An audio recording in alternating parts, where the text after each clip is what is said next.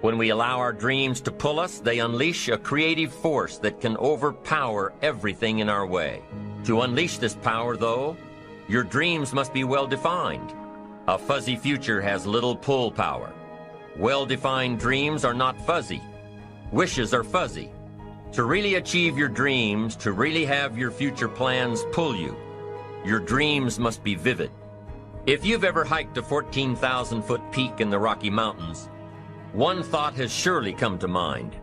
How did the settlers of this country do it? How did they get from the East Coast to the West Coast? By foot. Carrying one day's supply of food and water is hard enough. Can you imagine hauling all of your worldly goods with you? Mile after mile, day after day, month after month. These people had dreams, big ones. They had ambition. They didn't focus on the hardship of getting up the mountain. In their minds, they were already on the other side. Their bodies just hadn't gotten them there yet. Despite all of their pains and struggles, births and deaths along the way, those who made it to the other side had a single vision: to reach the land of continuous sunshine and extraordinary wealth.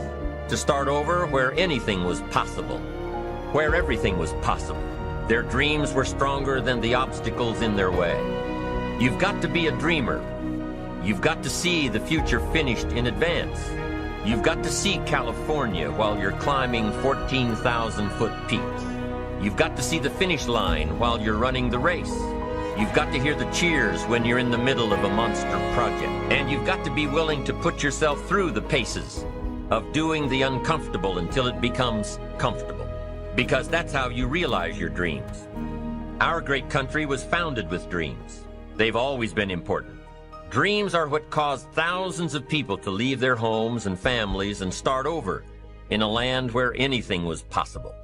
To this day, dreams continue to bring people to our land of opportunity, to a country where you can start with little and end up with a lot.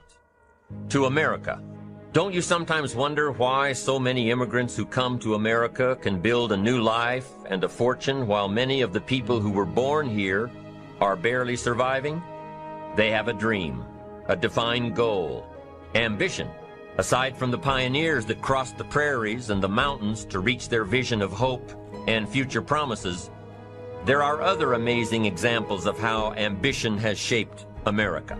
Take Ben Franklin, for instance. When most people think of Ben Franklin, they remember the kite and the lightning bolt and the discovery of electricity. What a lot of people may not know is that Ben Franklin was one of the first writers to address self-making. When Franklin started Poor Richard's Almanac in 1732, he used the blank spaces between the crop data and the weather information to insert clever bits of moral and practical advice. I'm sure you've heard the saying, fish and company start to stink in 3 days. Well, that was one of hundreds of Ben Franklin's comments on life. Another was, diligence is the mother of good luck. You know, it's amazing how hard-working, smart-working people have all the luck. We sometimes hear of a brand new musical group, an overnight success. They must have been in the right place at the right time, knew the right people, had a friend to help them out. Everybody in your life will have a turn-back moment. No matter who you are, you're going to have such a period in your life where it seems like it's not working. You're going to have doubts, you're going to have a lot of trials and tribulations and challenges, and everybody has what's called a turn-back moment. You always have a moment in your life where the direction you're going, you will have to make a decision to keep going or you turn back. The sad thing is, the average person turns back.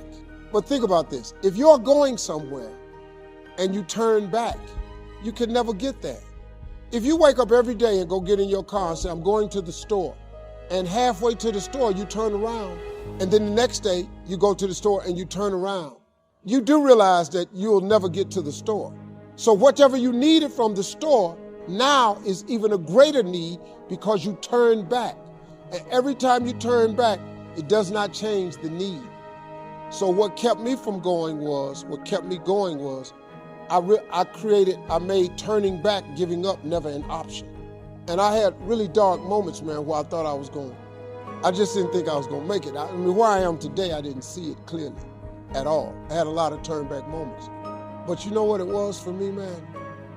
Being successful is so hard, but I realized that not being successful was hard too. The difference between not being successful hard and trying to get successful and hard, if you're trying to get successful and it's hard, at least there's some payout.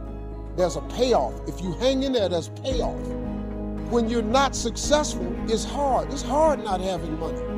It's hard never knowing how to come up with your mortgage and your bond and your rent and your let. It's hard not knowing that. How you gonna feed your children? How you gonna pay your bills? It's hard, ain't it? So if it's hard that way, and it's hard being successful, I might as well deal with how hard it is to be successful, because at least one day that could be a payout. If you just stay in the hard part of life of not being successful, ain't no payoff. There's no result for being poor. It's just more poor. You just poor some more. There's no payout. Just make the decision that you're not going to be poor anymore. You have the right, don't matter how you were born. I was born very poor. My father made $5 a day, $5 US a day. We had 5 children. Stop coming up with excuses. Don't give yourself permission to continue to live a small life. You can't fit a big dream into a small life.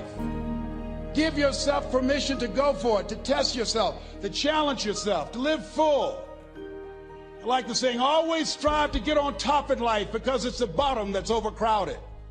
The reason you're here is because there's something in you that says, I can do more.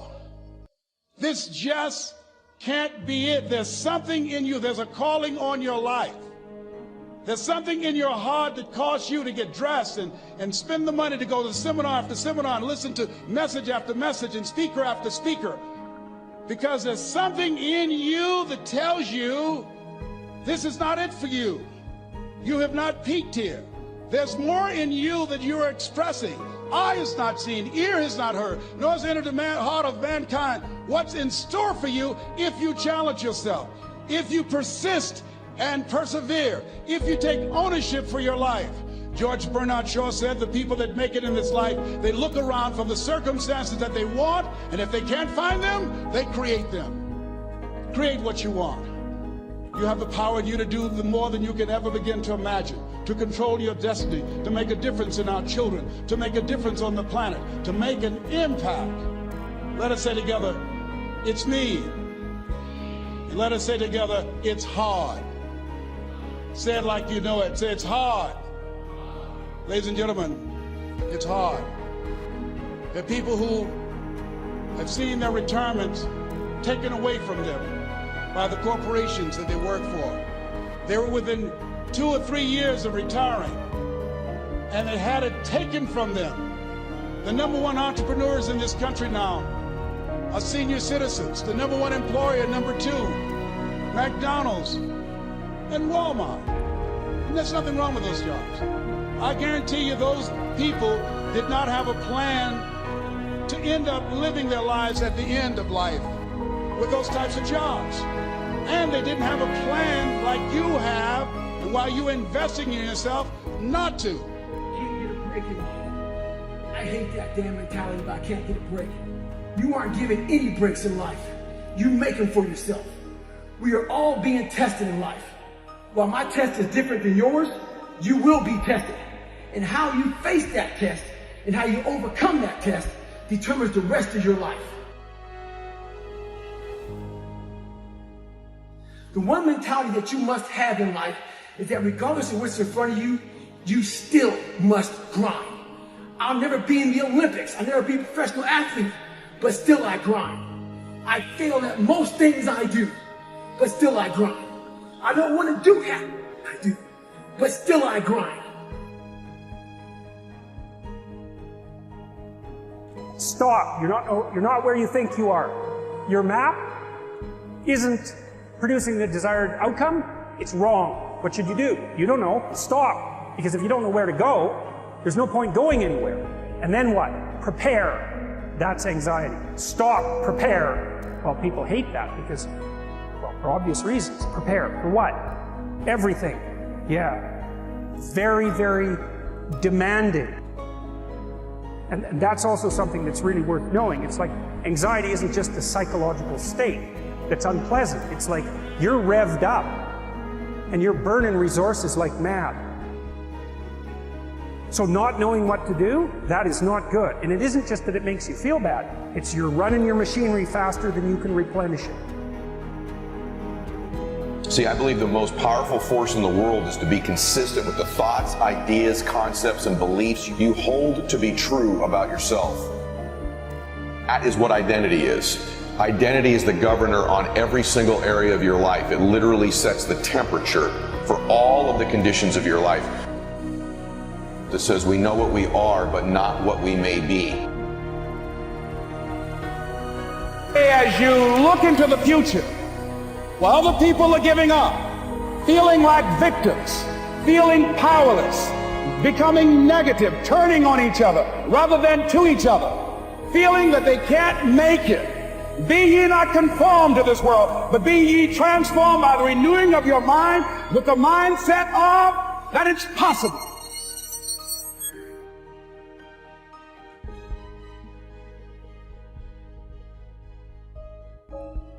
There's a time and a season for everything, a time to tear, a time to mend, a time to be silent, a time to speak, a time to laugh, and a time that you'll mourn. So there's just seasons in life. Most people, they move so fast through life that, as you've heard it said, they are human doings rather than human beings. I think that when you stop and you look within and you just listen, the real you starts to speak to you, because your dream and your identity has a voice. Inside of me, in that quiet, I did what I just said. I was stopping, I was looking within, and I was listening. And there would be a time that I would unfold. Everything. Every bad thing that has ever happened to you is your fault. All I'm trying to do is remind you that you are never, ever, ever, ever a victim unless you choose to be. Everything in your life will change. You're always in control, even if that's a lie. And I don't care if it is, because the second I give away my power to somebody else, I'm now at something else's mercy. And there is some line that I can't cross, that I'm no longer in control.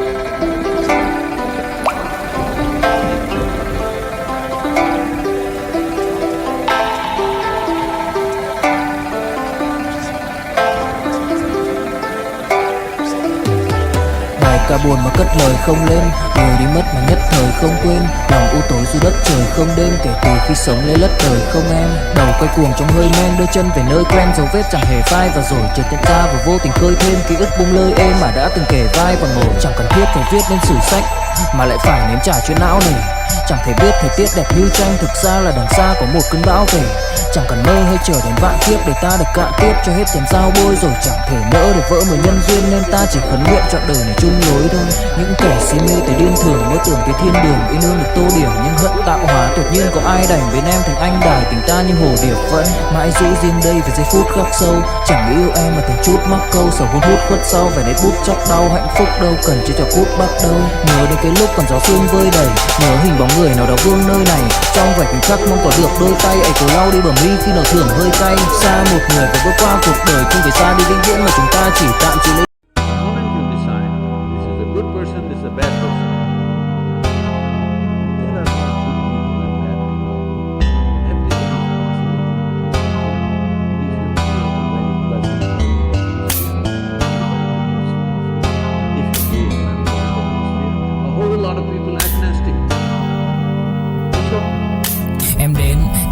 Cách em đi qua cái khẳng lãng mạn như thi ca khiến anh chẳng nhớ được gì cả, chỉ chút vừa vã anh ghi và em. Anh không biết được là đôi mình còn gần bên nhau bao lâu nữa. Nhiều lúc anh nghĩ hay thôi mình có lẽ là đừng yêu nhau nữa, vì cãi vã nhiều quá anh mệt lắm, chia tay nhiều quá anh mệt lắm. Tất cả ở em đều mệt lắm, nhưng rồi thời gian cũng hết năm. Em thì vẫn ở đó, vẫn nắm chặt tay, vẫn kể môi sát môi. Anh thì vẫn như vậy, vẫn nghệ sĩ nghèo chỉ có lời hát thôi. Em à, người ta mất nhau trong 2 tuần và ta xa nhau cũng 2 lần. Anh không có phải thằng khờ cũng biết trái tim đâu đó đã phai dần. phải cần một sự liều lĩnh để thấy mình còn luyến thương nữa không. Mình sống với nhau như vợ chồng, những tình thế này thì chưa giống. Bài nhạc anh viết vẫn chưa xong, liệu rằng ngày đó có đi say anh thường hãy nhắc về em, mong khỏa lấp những u tối. Khoảnh khắc về đêm nghe lại bài ca ngày xưa cũ, ta hát về nhau nhớ những giấc mơ ta từng ước.